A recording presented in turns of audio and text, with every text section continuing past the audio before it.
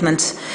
It is now my pleasure to invite the Assembly to view a video message from His Excellency Mr. António Guterres, Secretary General of the United Nations. Excellencies, colleagues, dear friends, it gives me great pleasure to greet this landmark special session. When the United Nations Environment Programme was founded in 1972, the planet was already showing signs of buckling under the weight of humanity. UNEP offered the world a new way forward based on a vision for a better, healthier Earth built on the pillars of international cooperation. In the following decades, UNEP and its partners would work with member states to combat air pollution, restore the ozone layer, protect the world's seas, promote a green and inclusive economy, and raise the alarm about biodiversity loss and climate change. It has shown that multilateralism works and can deliver solutions for people and the planet. UNEP's science, policy work, coordination and advocacy has helped to right environment wrongs around the world and raise awareness of the critical importance of the environmental dimension of sustainable development. The work you do has never been more important. Humanity continues to wage a suicidal war against nature. Climate disruption, biodiversity and habitat loss, and pollution and waste threaten our societies and much of life on Earth. We know what needs to be done.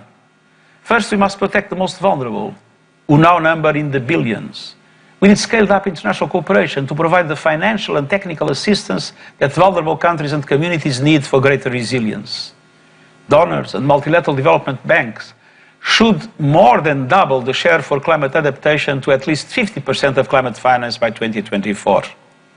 Second, the world must cut global emissions by 45% this decade to reach net zero emissions by 2050.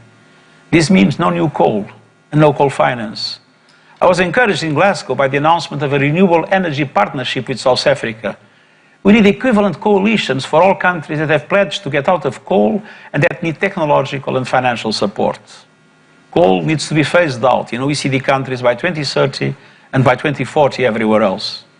And every sector in every country needs to decarbonize this decade, especially the energy and transportation sectors. Third, we must halt the extinction crisis. And that means having an ambitious and actionable post-2020 biodiversity framework to put us on a path of living in harmony with nature. And fourth and finally, we must drastically reduce chemical, plastic and solid waste pollution.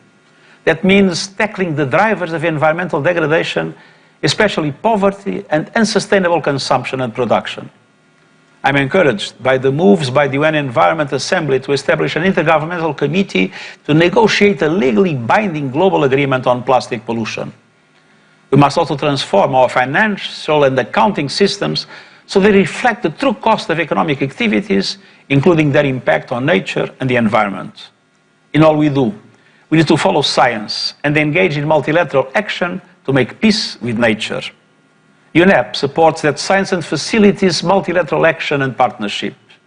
I thank Kenya for hosting UNEP's headquarters over the last 50 years, making Nairobi the global hub for the environment. On this anniversary, let us reflect on the urgent tasks ahead.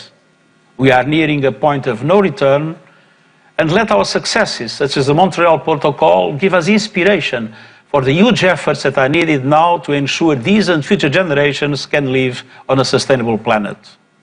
UNEP, along with the entire United Nations system, will be central to those efforts.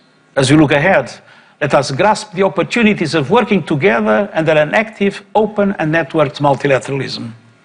All countries have a crucial role to play in protecting people and the planet. I wish you a fruitful special session of the Environment Assembly, and I wish you every success in the important work to come. Thank you.